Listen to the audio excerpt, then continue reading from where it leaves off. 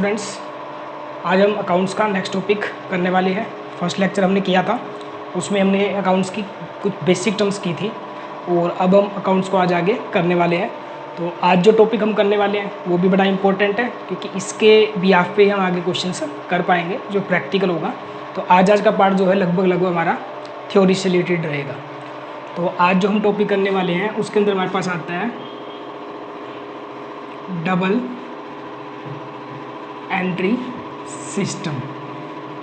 Double entry system बड़ा important topic है कि यहाँ हम रीड करने वाले हैं कि डबल एंट्री सिस्टम क्या होता है, what is the double entry system. इसमें डबल मीन्स कहीं ना कहीं यहाँ पे दो चीज़ें होने वाली है। तो इसमें क्या होता है, जैसे कोई भी बिजनेस ट्रांजैक्शंस होती है, पहले हम यहाँ पे डेफिनेशन देखते हैं। Each business transaction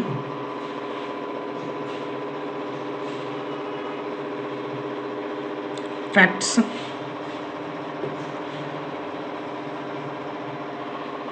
at least two accounts, at least two accounts। यानी जो भी हमारी बिजनेस ट्रांजैक्शंस होती है, किसी भी प्रकार की अगर बिजनेस ट्रांजैक्शन हो, वो कम से कम एटलीस्ट 2 अकाउंट्स को क्या करती है, अफेक्ट करती है। और जिस सिस्टम में ये हम पढ़ते हैं उस सिस्टम को हम बोलते हैं डबल एंट्री सिस्टम। यानी हम कह सकते हैं double entry system is an accounting system. Accounting system in which each business transaction affects at least 2 accounts। तो double entry system is an accounting system in which each business transaction affects at least 2 accounts। यानी all world में कई types के accounting system use किए जाते हैं, जिसमें से एक अकाउंटिंग सिस्टम होता है डबल एंट्री अकाउंटिंग सिस्टम।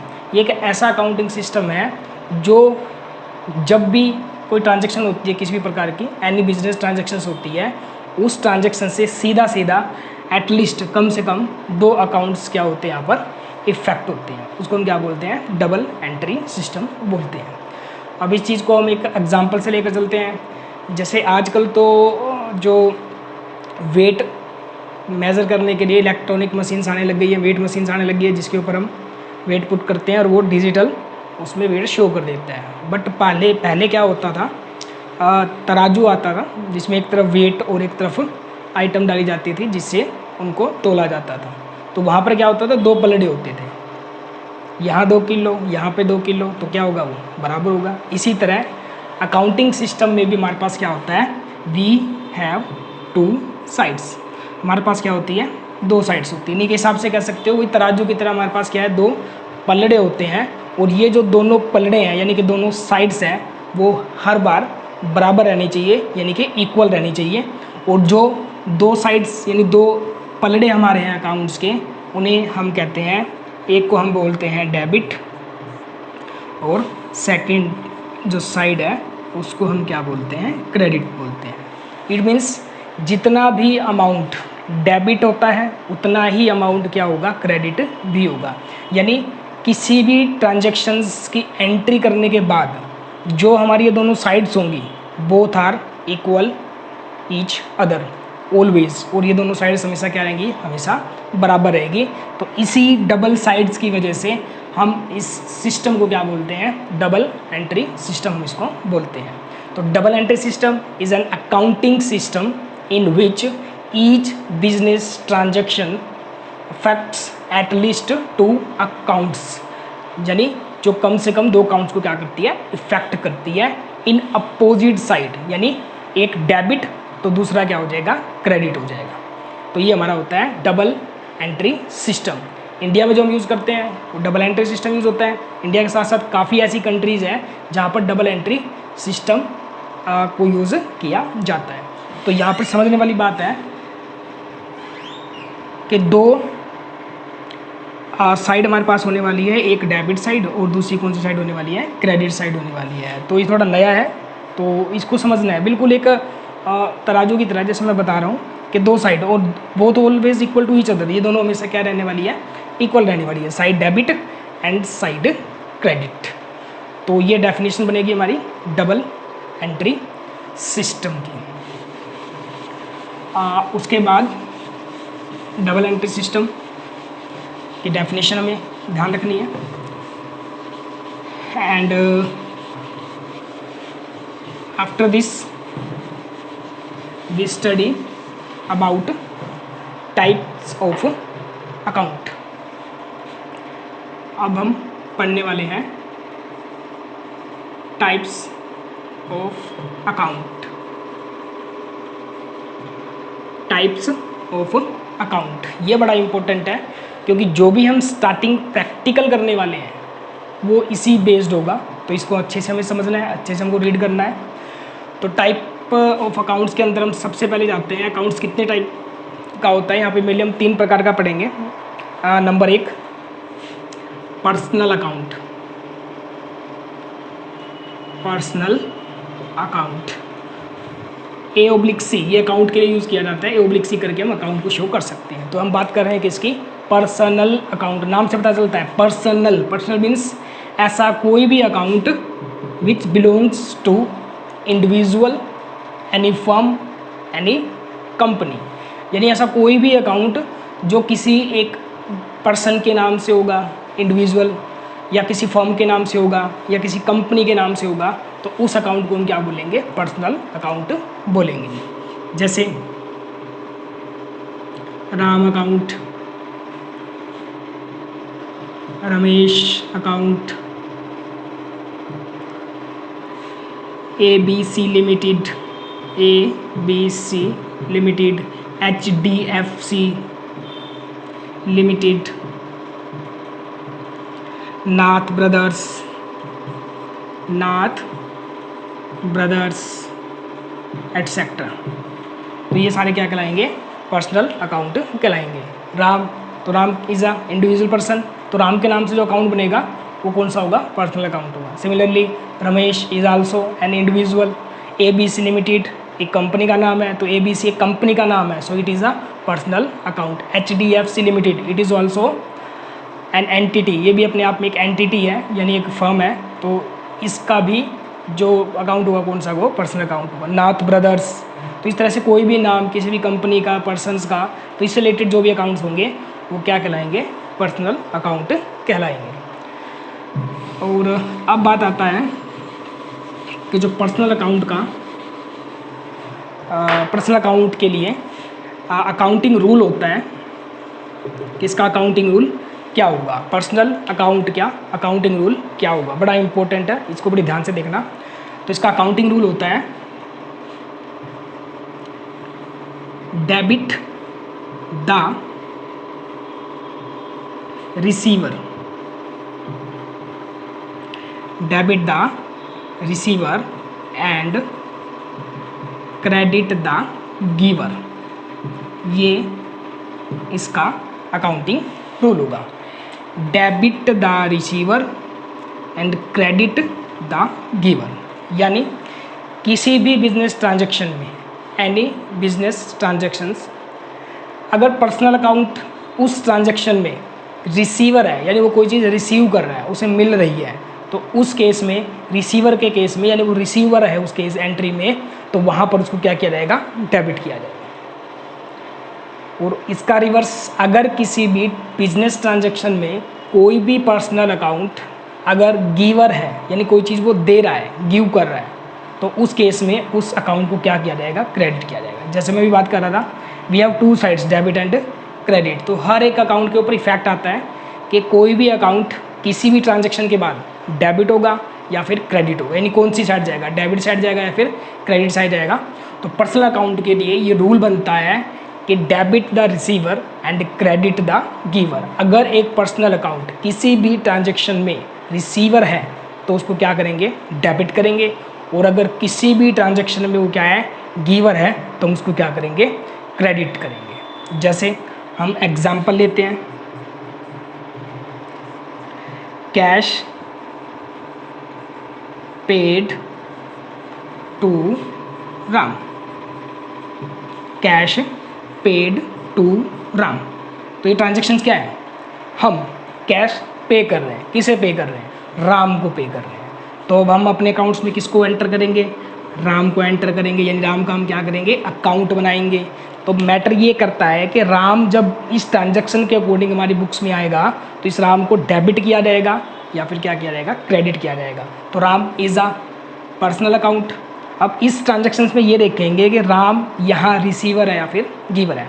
हम क्या कर रहे हैं, कैश पे कर रहे हैं, हम पेमेंट कर रहे हैं, कैश दे रहे हैं, किसको दे रहे हैं, राम को। तो राम क्या है यहाँ पर, रिसीवर है, तो इसलिए राम को यहाँ पर क्या कर देंगे, हम डेबिट कर देंगे। तो यहाँ पर हम राम को क्या करेंगे, डेबिट करेंगे, because Ram is a personal account and Ram is a receiver. So Ram को क्या करेंगे, यहाँ पर डेबिट करेंगे। तो इस तरह से हमें किसी भी ट्रांजेक्शन्स में ये देखना होता है कि पर्सनल अकाउंट रिसीवर है उस ट्रांजेक्शन में तो उसको डेबिट किया जाएगा, और अगर वो गिवर है तो हम उसको क्या करेंगे, क्रेडिट करेंगे। एक एग्जांपल वो लेते हैं,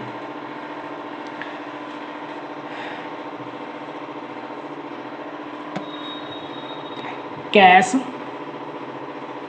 रिसीव्ड फ्रॉम पवन।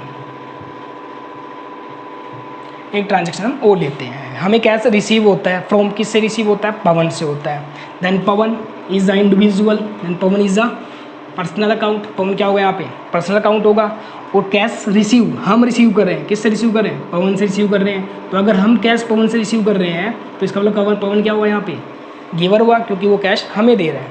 ठीक है, चाहे कोई भी चीज़ हो, अगर वो रिसीव कर रहा है, रिसीवर है, तो उसको क्या करेंगे, हम डेबिट करेंगे। अगर वो गिवर है, यानी वो चीज़ दे रहा है, कोई भी चीज़ हो, तो उसको क्या करेंगे, हम क्रेडिट करेंगे। तो इस केस में राम को हम डेबिट करेंगे because Ram is a receiver, और इस केस में हम पवन को क्या करेंगे, क्रेडिट करेंगे, क्योंकि पवन इज़ अ गिवर। तो Ram is a receiver, debit करेंगे, पवन इज़ गिवर, देन क्या करेंगे, हम इसको क्रेडिट करेंगे।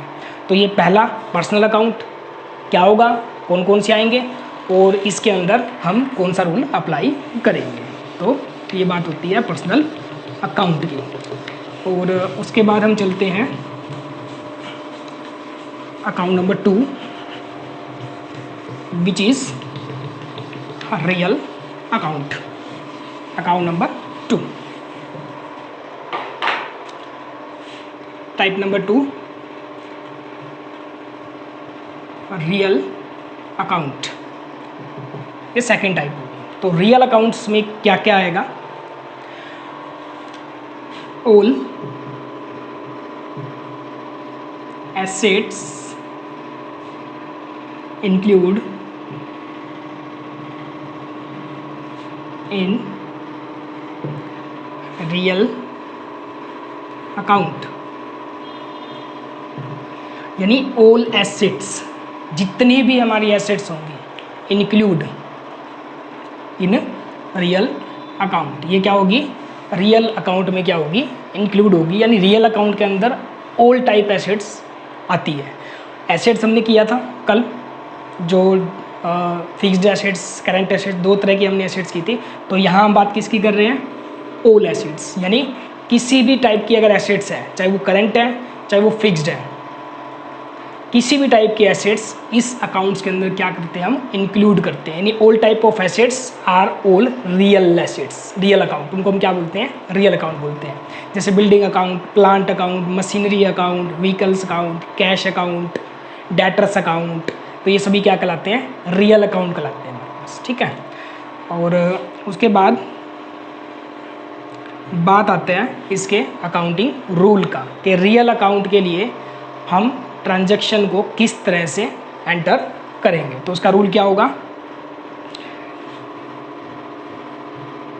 Debit what comes in, debit what comes in and credit what goes out। तो ये हमारा इसका रूल हो जाएगा, debit what comes in and credit what goes out. Comes in, come in मैंने आना, हमारे पास कम हो रही है, गोज आउट मीन्स जाना, यानी हमारे से जा रही है। तो जब भी कोई भी एसेट्स किसी भी ट्रांजैक्शन में कम इन हो रही हो, कम इन मीन्स हमारे पास आ रही हो, तो हम क्या करेंगे, उसको डेबिट करेंगे। Similarly credit what goes out, जो गोज आउट हो रहा है, गोज आउट मीन्स हमारे से जा रही है, हमारे पास से वापस जा रही है, तो उसको हम क्या करेंगे, क्रेडिट करेंगे। तो किसी भी एसेट्स के केस में हम रूल पढ़ेंगे debit what comes in, credit what goes out. Assets कम आती है तो डेबिट करेंगे, अगर कोई भी एसेट्स गोज यानी हमारे से चली जाती है तो हम उसको क्या करेंगे, क्रेडिट करेंगे। फॉर एग्जाम्पल परचेज्ड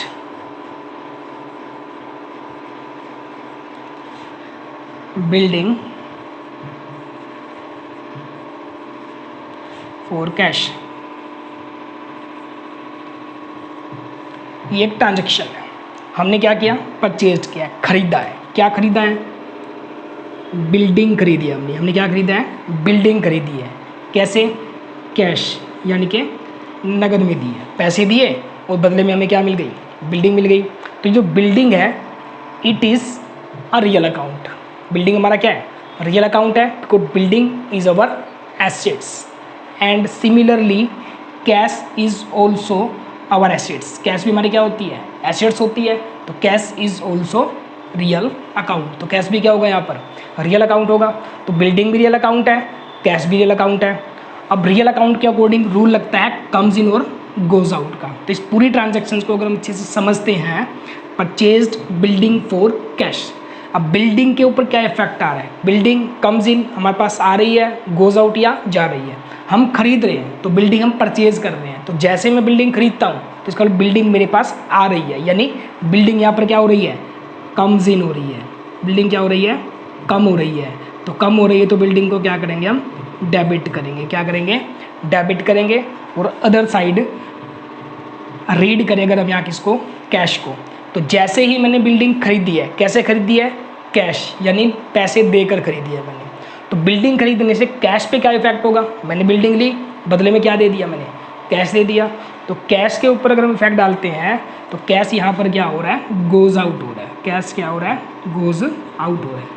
ये हमें किसके व्यू से देखना है, हमें अपने पॉइंट ऑफ व्यू से देखना है कि हमारे लिए जिसके हम अकाउंट्स बनाने जा रहे हैं, तो बिल्डिंग उसके लिए क्या है, कम्स इन है, बिल्डिंग उसके पास आ रही है, और जो कैश है उसके पास से क्या हो रहा है, जा रहा है, यानी क्या हो रहा है, गोज आउट हो रहा है। इसीलिए हम कैश को यहाँ क्या करेंगे, क्रेडिट करेंगे। यहाँ कैश को हम क्या करेंगे, क्रेडिट करेंगे। तो जो भी रियल अकाउंट होंगे उसमें क्या क्या चीज़ें इंक्लूड होंगी, ऑल टाइप ऑफ एसेट्स, चाहे वो करंट हो चाहे फिक्स्ड हो। और debit what comes in, credit what goes out, इसके क्या हो जाएंगे, रूल हो जाएगा एंट्री करने का।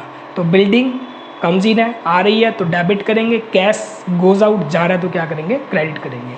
तो ये रूल बनता है हमारा सेकेंड रियल अकाउंट का। And then third and last, तो उसके बाद बात करते हैं हम थर्ड और लास्ट पॉइंट की।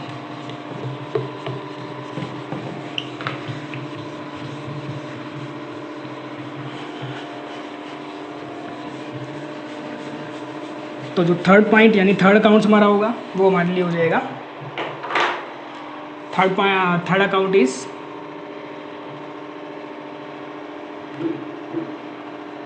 Nominal account.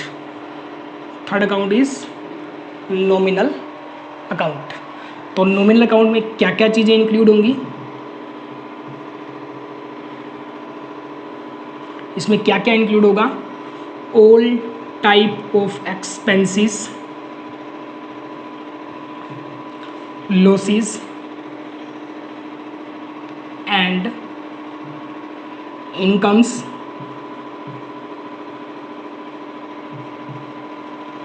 And gain. यानी यहाँ पर all type of expenses, losses and incomes plus gain, यानी किसी भी प्रकार का हमारा एक्सपेंस होगा या किसी भी प्रकार की हमारी क्या होगी, इनकम होगी, वो कहाँ इंक्लूड होगी, नॉमिनल अकाउंट में इंक्लूड होंगे, all type of expenses and all types of income. Rule की बात करते हैं, ऑल टाइप ऑफ एक्सपेंसेस, तो दो चीज़ें यहाँ पर इंपॉर्टेंट है, एक्सपेंसेस एंड इनकम्स। तो इसका रूल क्या बनता है, एक्सपेंसेस और जो लॉसेस होंगे हमारे ऑलवेज डेबिट। जितने भी हमारे एक्सपेंसेस होते हैं या हमारे क्या होते हैं लॉस होते हैं, it is always debit. And all types of incomes plus gains always credit. जितने भी हमारे क्या होंगी इनकम्स होंगी ऑलवेज क्रेडिट, और जितने भी हमारे एक्सपेंसेस होंगे ऑलवेज डेबिट। यानी जो भी हमारा खर्चा होता है, एक्सपेंस होता है, कोई नुकसान होता है, कोई लॉस होता है, इज़ ऑलवेज डेबिट। यानी हर प्रकार का नुकसान, खर्चा, एक्सपेंसेस हमेशा क्या होगा, डेबिट होगा। किसी भी टाइप की इनकम, गेन, फ़ायदा, मुनाफा, ये सभी प्रकार की चीज़ें जो मुझे मिल रही, मतलब इनकम है, गेन है, इट इज़ ऑलवेज क्रेडिट। वो सभी क्या रहने वाली है, क्रेडिट रहने वाली है। जैसे एग्जांपल लेते हैं, paid salary for cash, paid salary for cash.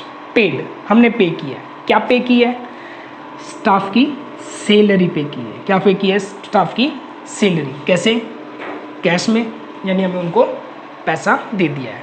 तो यहाँ पर जो सैलरी है हमारे बिजनेस के लिए क्या है, एक्सपेंसेस है। जो सैलरी है हमारे बिजनेस के लिए क्या है, एक्सपेंसेस है, और एक्सपेंसेस ऑलवेज डेबिट। तो जो सैलरी अकाउंट बनेगा यहाँ पर, उसको हम क्या करेंगे, डेबिट करेंगे।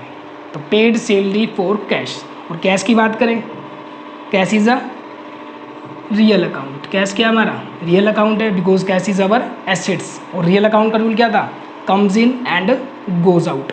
तो जब हम सैलरी पे कर रहे हैं अपने वर्कर्स को, तो कैश हमारे पॉइंट ऑफ व्यू से कम्स है, गोज आउट है, गोज आउट है, क्योंकि हम दे रहे हैं। तो रियल अकाउंट है, गोज आउट है, तो इसका मतलब हम कैश को क्या करेंगे, क्रेडिट करेंगे। तो इस एग्जाम्पल से आप लोग एक पूरी ट्रांजैक्शन को समझ सकते हो।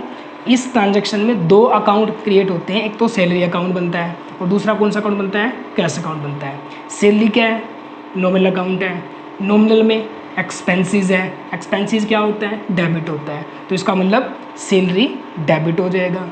दूसरा अकाउंट क्या है इस ट्रांजैक्शन में, कैश।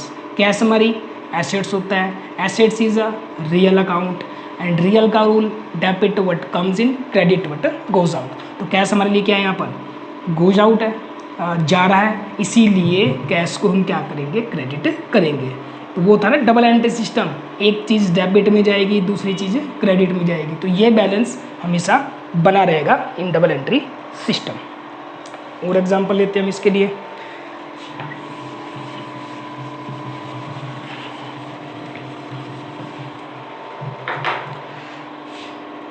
सेकेंड एग्जांपल लेते हैं हम इसका, received rent. Received rent, received यानी हमें मिला है, क्या मिला है, रेंट मिला है। तो रेंट हमें क्या है, मिल रहा है, इट मीन्स रेंट हमारी क्या हो गई, इनकम हो गई। रेंट हमारी क्या हो जाती है, इनकम हो गई। अब रेंट मुझे कैसे मिला होगा, पैसे मिले होंगे मुझे, यानी कैश मिला होगा। तो इसका मतलब मेरे पास कैश आया है। और कैश हमारे लिए कौन सा अकाउंट हो गया, रियल अकाउंट हो गया। ठीक है, रिसीव्ड रेंट, हमें रेंट मिला है। तो rent is income, rent is our income, and income is always credit. Income क्या होती है, हमेशा क्रेडिट होती है। तो इसका मतलब यहाँ पर इस रेंट को हम क्या करेंगे, क्रेडिट करेंगे। और रेंट हमें मिला है, तो क्या मिला होगा हमें, कैश मिला होगा। Cash is our assets, assets is a real account, asset is a real account. और रियल अकाउंट का रूल था debit what comes in, credit what goes out. तो रेंट रिसीव्ड, तो कैश हमें क्या है, मिल रहा है, हमें मिल रहा है, तो रिसीव्ड हो रहा है। तो इसके लिए हम इसको क्या करेंगे, डेबिट करेंगे। तो यहाँ पर रेंट रिसीव्ड में दो अकाउंट जनरेट होते हैं, एक रेंट अकाउंट, एक cash account. Rent is a nominal account and in this case rent is our income and income is always credit, then rent को क्या करेंगे, क्रेडिट करेंगे। और सेकंड अकाउंट जनरेट होता है cash, cash is our assets, asset is a real account, so it is a debit. तो इस case में रेंट को हम क्रेडिट और कैश को हम क्या करेंगे, डेबिट करेंगे। तो इस तरह से हम नॉमिनल अकाउंट को डेबिट या क्रेडिट कर पाएंगे। तो रेंट अगर हम पे कर रहे हैं तो हमारे लिए क्या हो गया, एक्सपेंसेस डेबिट है, और रेंट हम रिसीव कर रहे हैं यानी हमें मिल रहा है तो रेंट हमारे लिए क्या हो गई, इनकम हो गई, तो हम क्या करेंगे, उसको क्रेडिट करेंगे। सिमिलरली कमीशन, कमीशन का डिस्काउंट, ठीक है, तो कमीशन एंड डिस्काउंट अगर हम पे कर रहे हैं एक्सपेंसेस है, डेबिट हो जाएगा। अगर वही कमीशन और वही डिस्काउंट हम रिसीव कर रहे हैं यानी हमें मिल रहा है कमीशन और डिस्काउंट, रिसीव कर रहे हैं, इनकम हो रही है, इनकम है तो क्या करेंगे, उसको हम क्रेडिट करेंगे। तो ये हमारा रूल बनता है नॉमिनल अकाउंट का। तो ये 3 तरह के अकाउंट हैं, टाइप्स ऑफ अकाउंट, बड़े इंपॉर्टेंट है क्योंकि जितने भी हमने आगे टॉपिक करने हैं वो सारा इसी से स्टार्ट होगा। ये तीनों के तीनों अकाउंट्स हमें पता होने चाहिए, personal account, real account and nominal account, plus rules of general entry यानी इनकी एंट्री के रूल भी पता होने चाहिए, पर्सनल में क्या रूल होगा, रियल में क्या रूल होगा और नॉमिनल अकाउंट में क्या रूल होगा। तो किसी भी ट्रांजैक्शन की एंट्री करने के लिए हमें उसको अच्छे से पहले रीड करना है। रीड करने के बाद हमें ये देखना है कि उसमें कौन से 2 अकाउंट जनरेट होते हैं, उन अकाउंट्स को हमें पॉइंट आउट करना है। देन उसके बाद हमने ये देखना है कि वो कौन से अकाउंट है, पर्सनल है, रियल है या फिर नॉमिनल है। वो पर्सनल या नॉमिनल डिनोट करने के बाद हमें ये देखना है कि वो डेबिट होगा या फिर क्रेडिट होगा। तो इस तरह से हम एंट्री करेंगे। उसके बाद at last one more thing, एक चीज़ हम और करेंगे जिसका नाम है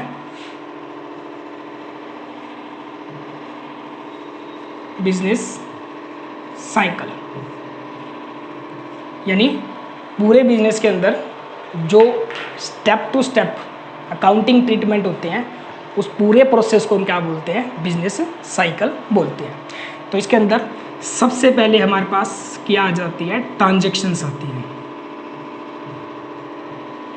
सबसे पहले हमारे पास क्या होती है, ट्रांजैक्शंस होती है, यानी बिजनेस ट्रांजैक्शंस करते हैं। बिजनेस रिलेटेड जो भी हम ट्रांजैक्शंस करते हैं वो सारी की सारी क्या कहलाती है, बिजनेस ट्रांजैक्शंस कहलाती है। बिजनेस ट्रांजैक्शन के जस्ट बाद हमारी एंट्री होती है बुक्स में, क्या होती है, एंट्री होती है। जिस बुक में एंट्री होती है उसको बोलते हैं हम जर्नल, यानी सेकंड स्टेप में हमारे पास क्या होती है, किताबों में फर्स्ट एंट्री होती है जिसको हम बोलते हैं जर्नल एंट्री।